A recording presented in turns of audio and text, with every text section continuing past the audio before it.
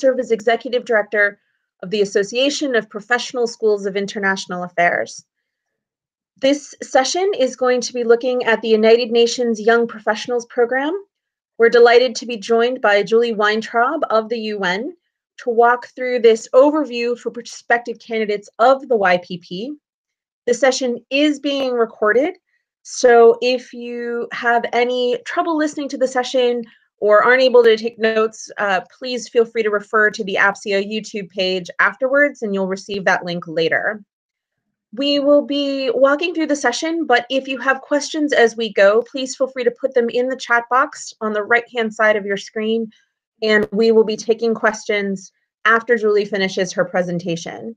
And so with that, I'm delighted to turn the floor over to Julie, and we'll jump right in. Julie, please. Hi, everyone, and thank you, Carmen. As Carmen said, my name is Julie Weintraub. I am here from the Department of Operational Support in the United Nations Secretariat, and I'm pleased to be able to walk you through opportunities for young talent and more specifically focusing in on the Young Professionals Program, or YPP. So we'll start off with a kind of high-level picture of the UN and some other entry points for job opportunities, and then we'll focus specifically on YPP.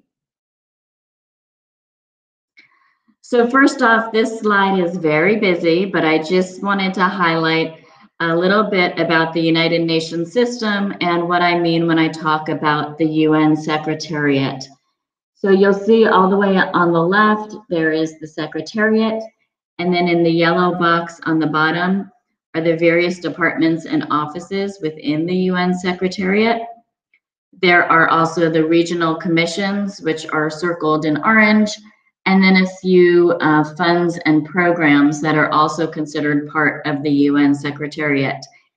Now, when kind of the outside world thinks about the UN, there are many different agencies that may come to mind, such as the WHO or World Bank, World Health. So those are certainly part of the UN common system, but they are not part of the UN Secretariat, and thus not what we will be focusing on today. So the Young Professionals Program, there are in fact other young professional programs and other opportunities across the UN common system in other agencies, funds, programs, but we will be focusing on the opportunities within the Secretariat. So just very quickly wanted to put up this visual of what we do at the UN. There are these kind of main pillars that are what one often thinks of when they think about the UN: peace and security, human rights, humanitarian aid, sustainable development, and international law.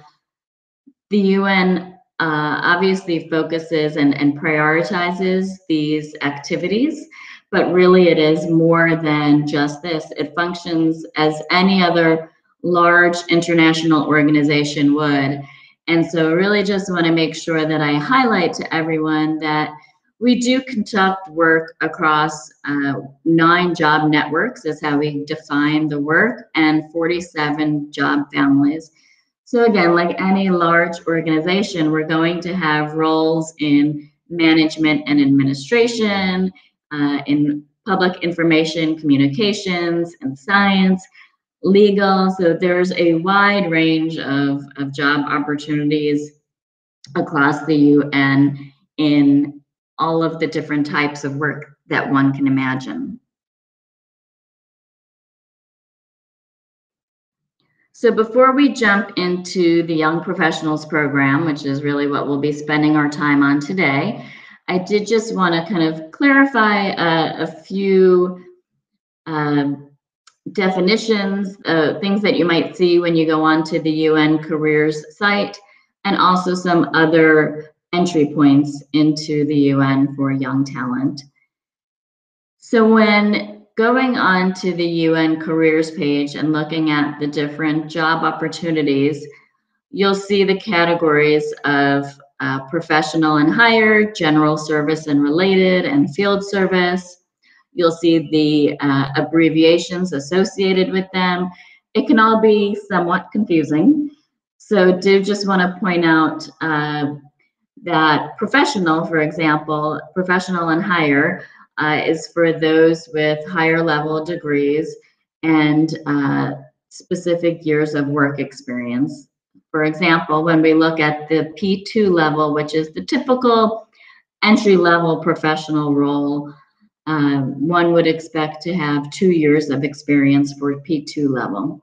That is different for YPP, and we'll talk about that in just a bit. But general service and related categories, there are less education requirements there, but they do also require work experience. And then field service are for roles that are specifically in field operations across the globe. So a few other entry points to point out. There is the language competitive exam. So for those of you that have an expertise specifically in languages, there is a centrally managed examination program, just as YPP is a centrally managed examination program. And this one is specific for interpreters, translators, roles along those lines. And so one would register to take that exam at a given time when it is offered.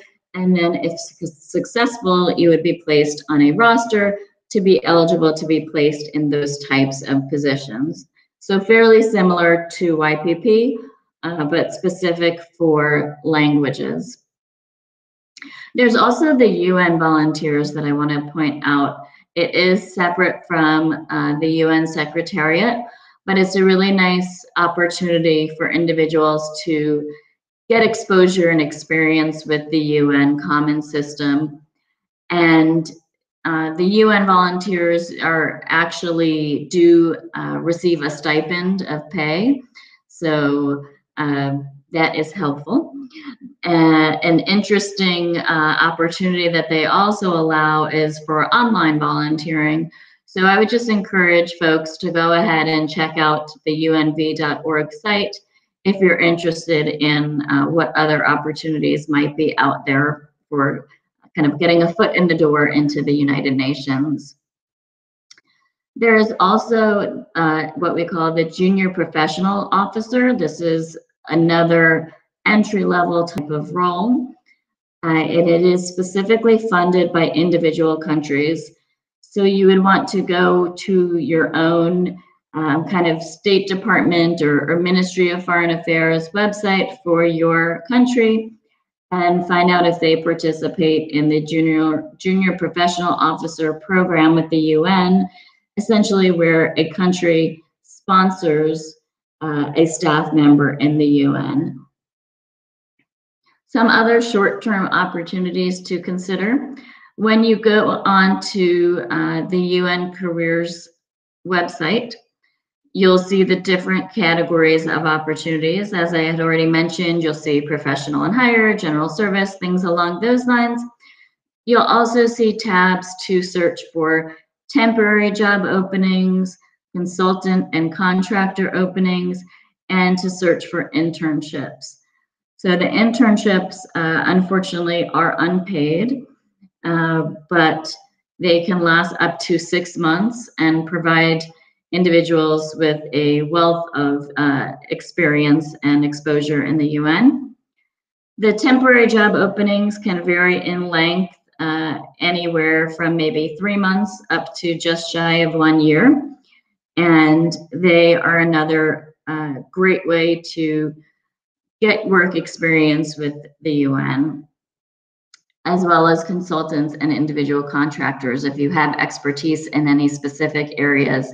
So I would just really encourage everyone to familiarize yourself with the careers.un.org website and really explore the different avenues of work that there are in the UN. So now we're going to transition into the Young Professionals Program, YPP. And I am going to attempt to play a video, and let's see if technology is on our side today. I'm wondering if this is going to work for us.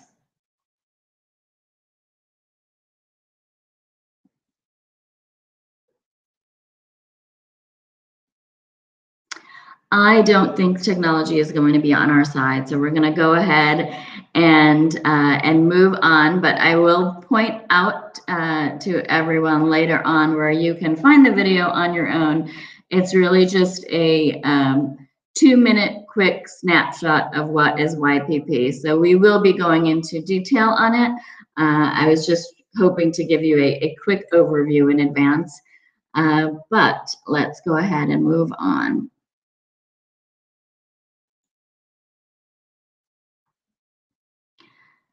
So what we're going to talk about with the YPP with YPP examinations is we're going to talk about the process really from kind of the 3 main steps. So we have the application, the assessment, and then the roster placement and selection process. You could see there are, of course, several steps within each. But what we're going to do is kind of break it down and go through them. So hopefully everything makes sense.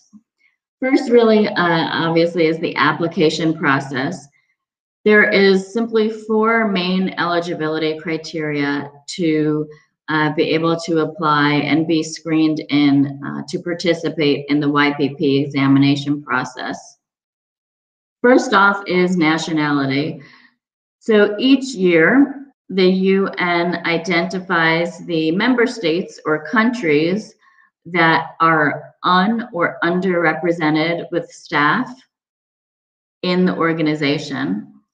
And so it is only nationals from those un- or underrepresented member states that are allowed to participate in YPP. One of the big goals of YPP was really to help ensure geographic balance in the staff across the United Nations. So that's really where the eligibility of specific opportunities will come in to play. So for 2020, there are 74 member states or countries that are eligible for participation. And as Carmen has put in the chat, you can find the list of these countries on the YPP page, careers.un.org/YPP. So next eligibility criteria is age. So this is the Young Professionals Program. One of the other mandates for the program was to help rejuvenate the organization with talent for the future. So individuals must be 32 or younger by the end of the year. And so we have that date of birth for the 2020 exam must be born on or after 1 January 1988. So I do see in the chat asking if there are opportunities for individuals who are 36 or older. Of course, the UN, any regular job opening, so not a centrally managed examination process like YPP. Any other opportunity is not restricted by age. So again, I would just encourage you to go and visit the main UN careers page at careers.un.org.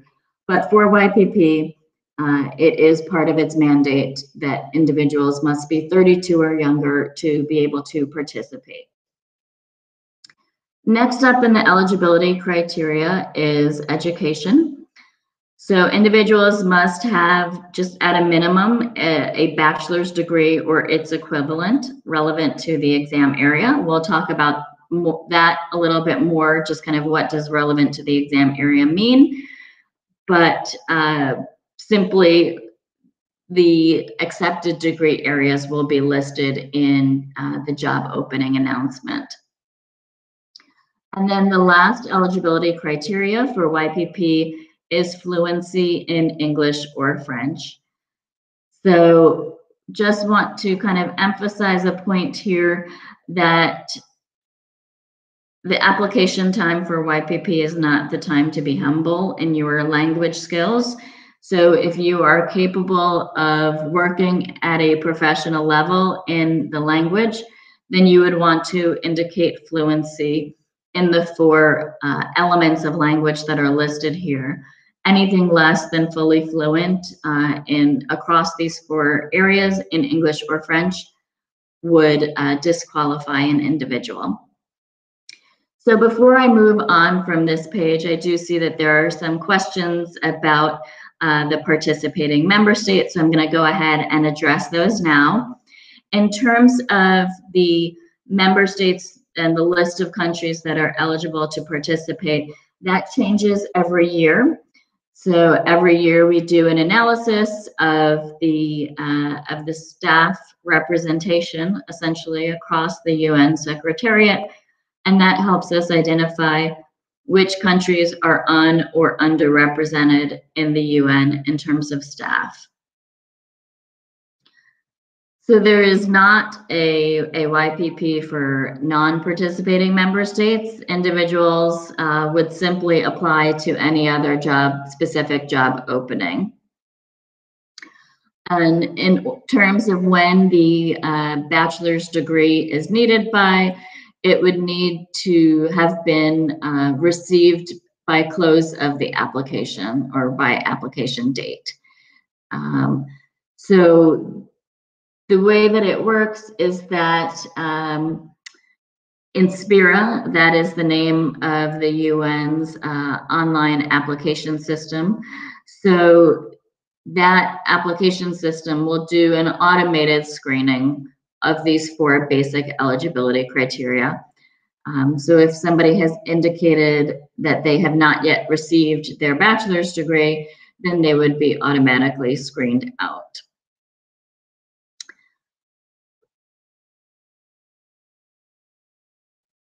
Also, just want to point out quickly here, you could see that there is no work experience requirement for YPP. It is simply nationality, age, education, and language.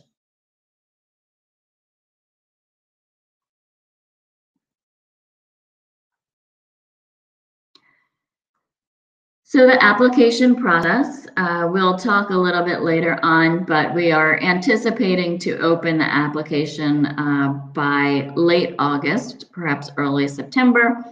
And so you would find the application for YPP just as you would for any other UN job opening. You would go to careers.un.org, find the job opening there. Although we do really encourage in advance that you go ahead and create a profile in Inspira so that you can get a head start and really make sure that you are including detailed information and a nice kind of robust profile in the system already, including information on education, the various languages that you are fluent in or have knowledge of, and your work experience as well. So while work experience is not one of the basic eligibility criteria, if there are a high volume of applicants from any one country, we do set a maximum of candidates that can participate per country so that we are ensuring a certain level of equity across the different countries. And then in that case, when there is a high volume for any one specific country, then work experience will come into play in essentially ranking candidates and determining who will be allowed to proceed. So just want to make sure it's clear also that applications cannot be changed once they are submitted. And that is really why we encourage you to take your time now in advance of the application opening to start your profile and really make sure that you are kind of gathering all of your information. The application process for the UN is certainly somewhat complex. So we want to make sure that you are taking your time and being thoughtful as you are going through. Also keeping in mind that sometimes the application process can be complex. we have put together a 5-minute application guide video. And I can see that likely technology is not going to be on our side, and I wasn't going to play the full 5-minute video here, but to let you know that it is available, and you can find this video as well on the careers.un.org/YPP. There is an important updates tab on that site, and that is where we will continue to roll out additional information, where you can find a flyer on the list of countries and FAQs, and you'll be able to find this 5-minute application guide video, which I really do encourage you to look for before going through the application process itself. Thank you, Carmen, for sharing that in the chat. So I'm going to pause here before we move on to the assessment process and see if there are any other questions about the application process that we want to cover.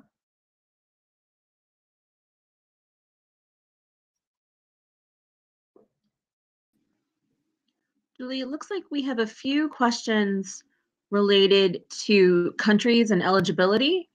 I know that you've said that there's an analysis of underrepresented countries, but do you have a sense of how that might relate to other YPP programs? So for other YPP programs outside of the UN Secretariat, I would not be able to speak to programs outside of the UN Secretariat, other than to say that each organization, there's the World Bank Group that has a well-known YPP. So that is its own organization, and it has its own list of countries, its own member states that participate. And so it would not be related from one organization to the next. They each have their own list of member states. And if a country was not included this year, based on your analysis, perhaps in future years, they may come back onto the list or come onto the list, depending on your numbers that you're seeing. Is that true? Exactly, yes. The list will change each year. It's just fully dependent on the representation of staff in the UN. So I know that can often be surprising when individuals look at the list and see one country included and one country not included, and it's just purely based on the statistics of the staff in the UN. So it's all part of the mandate of this program, is specifically to help achieve a better balance. But yes, that list of countries does change every year, and it will vary depending on which YPP you're looking at, if you're looking at ours in the UN Secretariat or others outside of the Secretariat. One last question, and then we can return to the presentation, and we can take some of these other great questions I'm seeing in the chat at the end. You had briefly mentioned, Julie, that sometimes it maxes out in terms of the number of applicants for a country. Could you talk a little bit more about what advice you would have for applicants if they might be from a place that could max out? Do you recommend they get their application in as early in the process as possible, or how can they be sure to be competitive if they think they might come from a country that would max out? Yeah, absolutely. Good question. So in terms of timing of an application, that will not have an impact. Applications are really going to be fully considered once the full application period is closed. And in terms of making sure that one has as robust an application as possible, I would just say to make sure that you are being as accurate and detailed as you can be in the various sections of the application, specifically as I highlight in education, languages, and experience. So when we have countries that have a high volume of candidates that meet the basic eligibility criteria for a specific exam, then we need to look further into these specific three areas of education, languages, and experience. So if the individual has proficiency in any other languages, they should indicate it clearly in their application. If they have education beyond their bachelor's degree, they should really just make sure that they're listing all of their degrees in that section. And then for experience, be sure to include detailed yet concise information about any work experience that one might have. Essentially, those three pieces of information are going to be what creates essentially the ranking of candidates by for individual countries for exam areas. So just to say a little bit more about the numbers, typically countries do not max out, but if there are countries that have more than 60, so 60 applicants that meet the eligibility criteria for an individual exam area, so that maximum is applied to each separate exam area, and each exam is its own application, then individuals would be ranked and only the top 60 would be invited to participate. That seems like a great segue into more details about the process to help students unpack how all of this works. So thanks to everybody for your questions. Keep them coming, and we'll circle back to those at the end. Great, thank you. So a little bit about the assessment process. We've talked about the application process up to this point, but let's say you are invited to participate in YPP examination. What does that mean? So the exam is online. It is typically going to be broken up into 2 online exam stages, followed by an interview stage at the end of the assessment process. So the first online exam stage would typically consist of multiple choice questions. It's going to consist both of what we call general and specialized questions. So general questions would be those that assess a variety of competencies and abilities, all that center around being able to work in an international organization. So it would really focus on the core values and competencies and reasoning skills, all associated with working in the UN, regardless of one's specialty area. That said, there would also be questions that do focus on the specific knowledge and attributes that are relevant to that exam area. So if you have applied to the communications exam, then there would be questions that are going to focus more specifically on the technical nature and what one would learn in a degree program related to communications. So typically that first stage of the online exam is going to last for 2 hours. There will be a broader time window in which one can take the exam. We'll get into the logistics of it a little bit more. The questions are available in either English or French. And then only those that are successful in the first stage of the online exam would be invited to participate in the second stage, which would take place anywhere from a month to 2 months following the first stage. And this second stage of the online exam is going to focus specifically in the specialized area. It's going to consist more of open-ended types of questions, what we call constructed response questions. And this stage may be proctored remotely via webcam and monitoring software, but also in the same online examinations platform. Now, finally, for those that are successful in the second stage of the online exam, they would be invited to participate in the interview. And this is a competency-based video conference interview. So there is no travel required at any point in the process. If individuals had been familiar with YPP in the past, it had been an in-person exam, but we have since moved to an online process.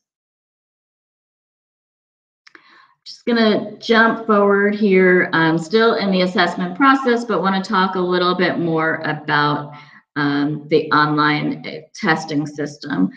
So any candidate that is invited to participate in YPP exam process, they would receive access to the UN online examinations and test system once they are kind of convoked and were invited to participate in the process. And this access to the testing system is going to allow individuals to really familiarize themselves with the testing platform, and also to really have access to the preparation material. We really want to make sure that candidates are as prepared as possible for taking the exam. So we will arm you with suggested reading lists, sample questions that you can go ahead and kind of click through, practice answering these questions in a timed manner in the testing platform. We've had preparation tips videos in the system as well. So we really just want to make sure that candidates are taking the process as seriously as possible, recognizing that it is a very competitive process.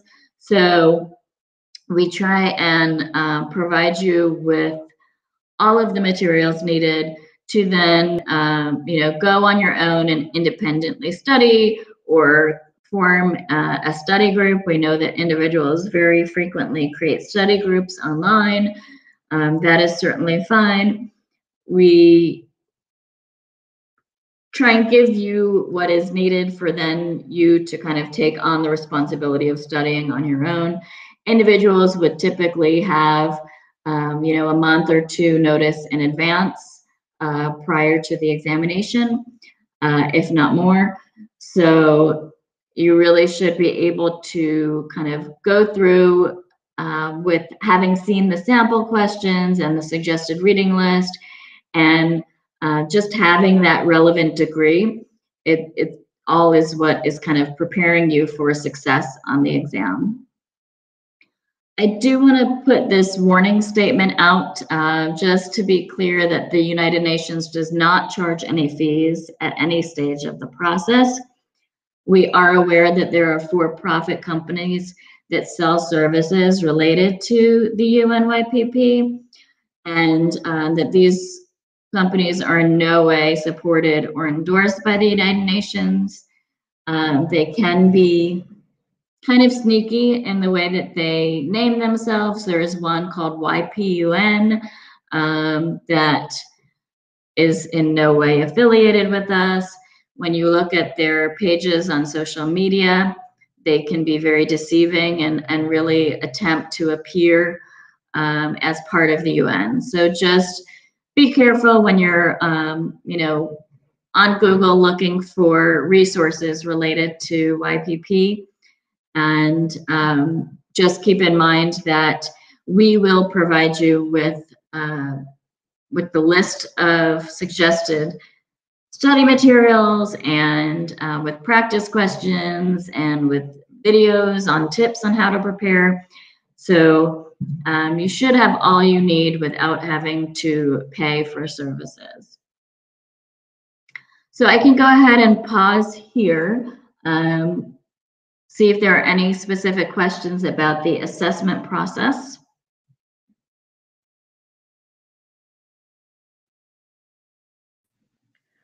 Julie, it looks like we have So I do several. see questions about when the reading list and sampling questions will be provided and how individuals can get access to the system. All of this really comes into play once an individual has been invited. So you have already applied and your application has been screened in, you've met all of the eligibility criteria. We would send individuals that are invited to participate communication saying, congratulations, you are invited to participate in the YPP exam process. And at that point really is when you would have access to the system, and then you would start being able to access all of these preparation materials. And again, that will happen with at least 1 month. More typically, it is 2 to 3+ months in advance of when the exam will actually take place. Julie, we also had a question wondering if people are interested in more than one area, can they take multiple exams? Good question. Unfortunately, the answer to that is no.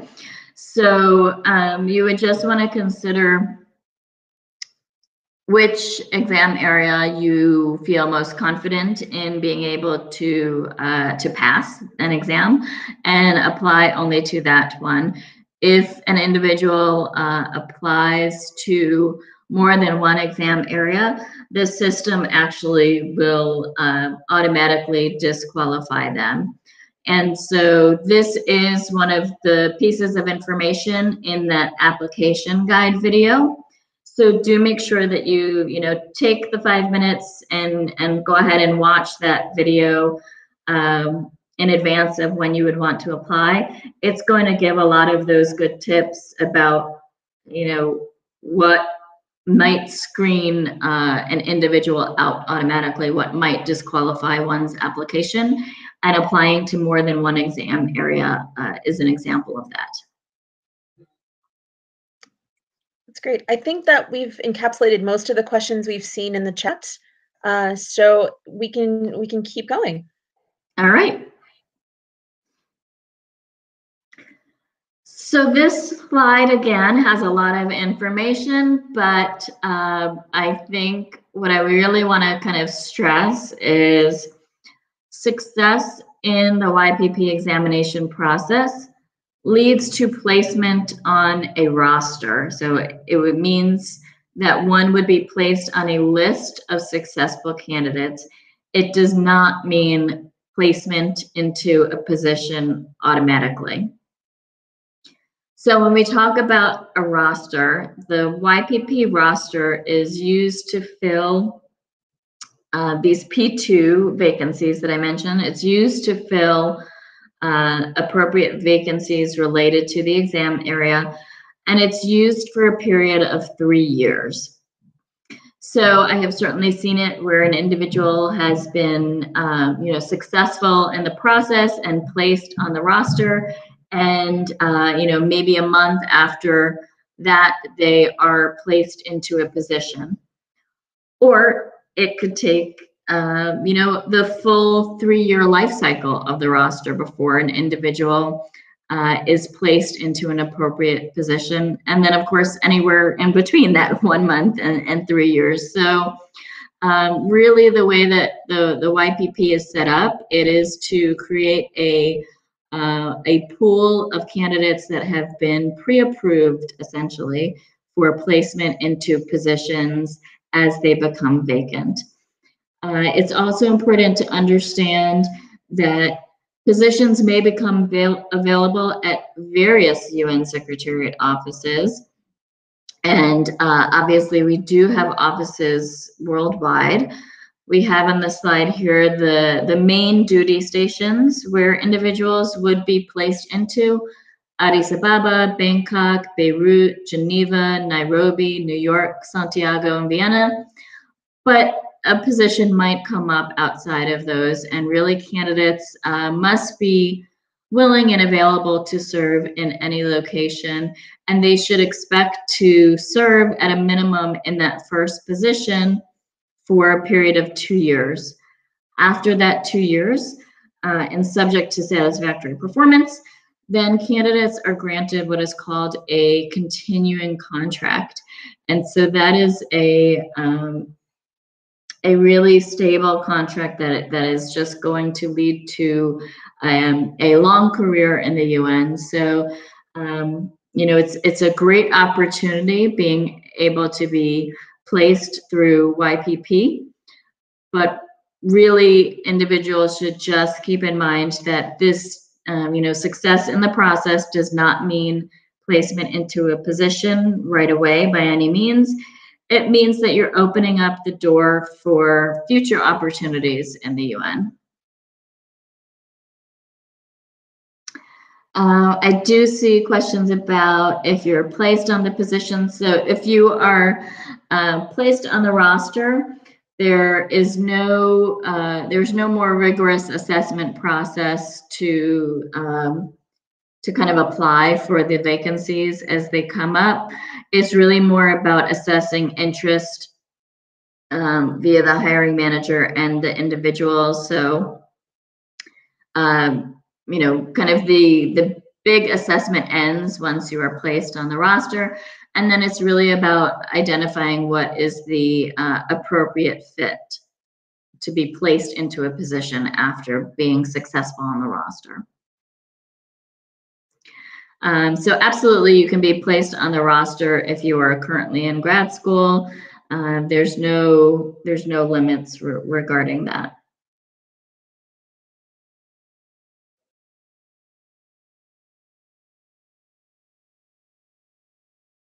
Trying to see, Carmen, are there any other kind of questions that are jumping out at you?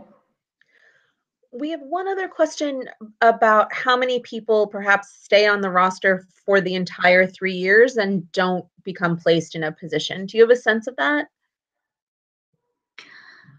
Yeah, well, so there definitely are individuals that are placed onto the roster and then are not placed into a position. There's the percentage of that would really vary based on the different exam areas, since those exam areas are related to specific kind of job families in the UN, and it's really we try and get the target number as close as we can in terms of anticipating the number of vacancies that will come up over the next 3-year period. And we try and place close to that number on the roster so that individuals do have as strong a likelihood of being placed into a position. But it could be that maybe, you know, 10% or so of those that are on the roster might not end up in a position, in a YPP position with the UN. Very often what we have seen is individuals that don't end up in a YPP position, they might be placed into another type of position with the UN. You know, being on the YPP roster is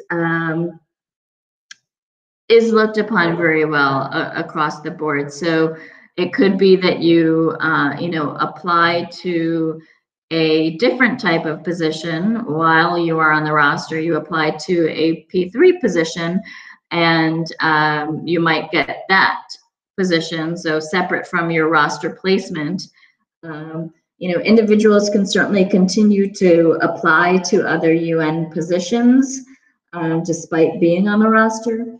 So it very often does happen that you might be placed on the roster, but that you find an opportunity at the UN through other means. Wonderful. And I do want to make sure we get to the specific fields that you are recruiting for this year. But one last quick question. If students continue to gain experience or build up their language skills or some of the other pieces of eligibility, can they edit, for lack of a better word, their candidacy to show you that they have more experience and perhaps compete for higher positions that way? Yeah, that's a great question. So once an individual is placed on the roster, If they want to update their profile, absolutely. Essentially, we have a team that focuses specifically on YPP placement. And so when a YPP position opens up, that team would reach out to the individuals on the roster, and that would be the time when one can update their profile and make sure that all of that information is being able to be shared with the hiring manager. So absolutely, once one is on the roster, they can definitely update their profile. Wonderful. I'm seeing a few other questions, but let's keep going in the interest of time, and we'll do our best to take everything to get to everybody's questions. All right, so here it is, the big ticket slide that you might have been waiting for. So the examination areas for this year are management and administration, global communications, and political affairs and human rights. So typically what you'll see is that the exam areas are actually on a 3-year cycle that mirrors the 3-year lifetime of the rosters. So in 2017, we had examinations that covered these 3 areas. They were named having to do with the job networks. So that I had shown earlier on in the slide, there was Magnet, Infonet, and Polnet. And so we have kind of renamed the exam areas, but essentially the job families that they cover are the same. So management and administration is going to be very broad topics. This includes things along the lines of human resources, finance, program analyst, so a wide range of job families. And then the global communications, this was previously called Infonet. It covers public information. So those types of roles, which we have the Department of Global Communications that individuals can read up on about the type of work that is done at the UN in terms of communications. And then last but not least, we have the political affairs and human rights. So in 2017, again, this one was called Polnet. This covers really the largest group of job families in the UN. So as we kind of said at the very beginning, this is very often what individuals think about when they think of the UN. It's the peace and security and human rights and humanitarian aid. So all of those types of roles will fall under the political affairs and human rights exam. We are tentatively targeting to open up the application period at the end of this month. That may be early September instead. The way that you'll just keep up to date on that is by making sure that you look at the UN careers page and focus on the YPP page on there, careers.un.org/YPP. And if you continue to visit the important updates tab, we will certainly announce when the application period is open. You'll see though that the job opening will be posted for 60 days. So that will give individuals more than enough time, I hope, to really make sure that you are creating a thoughtful application and really keeping all of those tips in mind from the video that you will have hopefully watched. A new development this year as well is there will be an applicant chatbot in Inspira, so in that UN application system, help answer candidate questions specifically for the YPP applications. So when you find the job opening and click Apply Now, then the chatbot will pop up for you specifically for those YPP job openings. So this chatbot has been fed really from our frequently asked questions. So it might be that you ask a question and it does not yet have an answer for you. So please do bear with us as this AI will be learning as it goes on. But we are happy to be able to introduce this and hopefully just be able to more readily answer questions that you have as you are going through the application process, so that there aren't the little mistakes being made in the application that may lead to one being disqualified.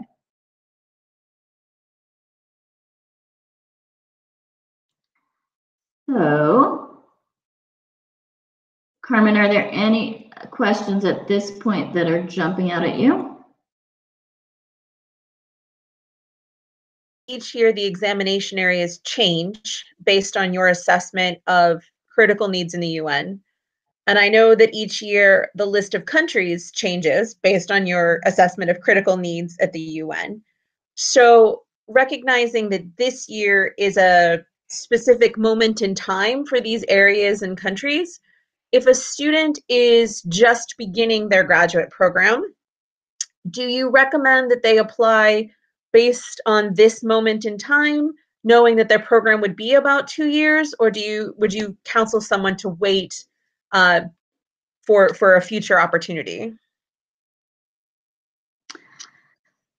Interesting question. I think I would say, as long as one has the bachelor's degree that would lead to their eligibility, there is no harm in going ahead and applying now. The process for the examination, really from application to the establishment of the roster, takes about a full year in itself. So that would take up a good amount of time in one's program. And then, like I said, the roster does last for a 3-year period. So it might be that an opportunity does not open up until one is done with their program anyway. And an application from 1 year does not impact one's ability to apply in any other year. So if you apply this year and it works out, great. If you apply this year and it does not work out, you could still go ahead and apply in a future cycle, and it will not affect anything. Also, to kind of reiterate something that I had said before, individuals can continue to apply to any other roles on in the UN Common System. So an application for YPP this year is not going to be having an impact on applications to any other UN roles or any future YPP applications. Thank you. I also see a question asking about what counts as experience. Would internships count? Does volunteer work count? Could you unpack that a little bit for us? Both Yeah, perhaps absolutely. and maybe for P1, P or P2, P3 designations too. Yeah, so in terms of what counts as experience, everything counts. It just counts differently. So the system really does ask you to put in that detail of, was the experience an internship? Was it volunteer? Was it full-time? Was it part-time? It gathers a lot of information from you. So again, this is why we want to make sure that you're watching that application video and taking your time in filling out your application and filling it out accurately. So, if something was a full-time paid experience, it will, be counted in the automated screening differently than a part-time volunteer experience, but everything adds up, and one should include any sort of relevant experience that they have. So it is all valuable experience, and any experience should be included in the application process for sure. And then in terms of the different categories of jobs at the UN, so there's the P1 and P2 that are the kind of typical entry-level professional roles. And so one would expect to have around 2 years of work experience. Again, that 2 years of work experience doesn't need to be one specific experience. It could be, several different internships that add up to 2 years. But for YPP, there is no work experience required, just as a quick reminder. And then P3 and P4 are typically kind of a mid-career. P5 and D1 and D2 are going to be the more senior positions at the UN. That's great. It seems like a lot of this is rooted in the depth and the detail in one's profile that they create in the system. Do you have any other tips for how to make sure that their Inspira profile really celebrates all that the students on the line are capable of? Yeah, I would just say to make sure that you really are reading the details in the job opening carefully. It will talk all about the typical types of roles that would be included, in for example, the political affairs and human rights. It will talk about the types of roles and responsibilities that one might have on a YPP post in one of those areas. It will outline specifically the degrees that are accepted for eligibility. We kind of had talked about that at the beginning, that the education is one of the main eligibility criteria, and we will identify in the job opening the specific areas, degree areas that are accepted. I assume that anybody here from APSIA is going to have that appropriate degree, but still you just want to make sure that you're really reading carefully the job opening, as it gives you all of the information that is required. And then you just want to make sure that you are reflecting accurately, specifically when you're filling out the fields for education, identifying if you have received a degree or not. Very often we see the simple mistake of somebody forgetting to select the pull down of, yes, I received my degree. They mistakenly clicked, no, I have not, and then that system is just going to automatically screen them out. The automated system is not forgiving. It is not going to accept any phone calls of, please, I made a mistake. I clicked the wrong pull down. So it's really about taking the time to read the job opening, see what the requirements are, reflect one's own experience in the work experience, education, and languages, and really carefully look at all of those different pull downs. There are several different areas in which one can indicate their nationality. And so you want to make sure that you are selecting in the application nationality field the appropriate nationality of a member state that is eligible to participate. There are requirements for including attachments to authenticate one's nationality and one's degree. So you want to make sure that you include those attachments. Just really following the directions and taking your time. And that is why we do have the job opening posted for so long, so that nobody feels that they're rushed. Again, it does not make a difference if you are among the first to submit your application. So go ahead and take the time, make sure that you are filling it out completely and properly. So we're at time, and I think that great bit of advice is a wonderful place to stop. I invite all of you who are from the underrepresented countries that are listed on the site and really are building your expertise or feel like you have a great chance to compete in those 3 issue areas to think about YPP. And then Julie has posted a number of the different resources that you can find. As she said, be sure that it's these contacts you follow and not some of the other accounts that try very hard to look like the UN accounts. I want to thank all of you for being with us today. I definitely want to thank Julie for her insights and advice and cautions about what not to do to make sure that you can adequately compete. And obviously, I want to thank all of the APSIA member schools who make events like this possible. The recording will be available through the APSIA YouTube page, and I can't wait to see many of you or all of you succeed in the UN system, thanks to Julie's great wisdom on how to become a YPP or to channel that energy in a different direction. Thank you, Julie, so much, and thanks to all of you for being here with us.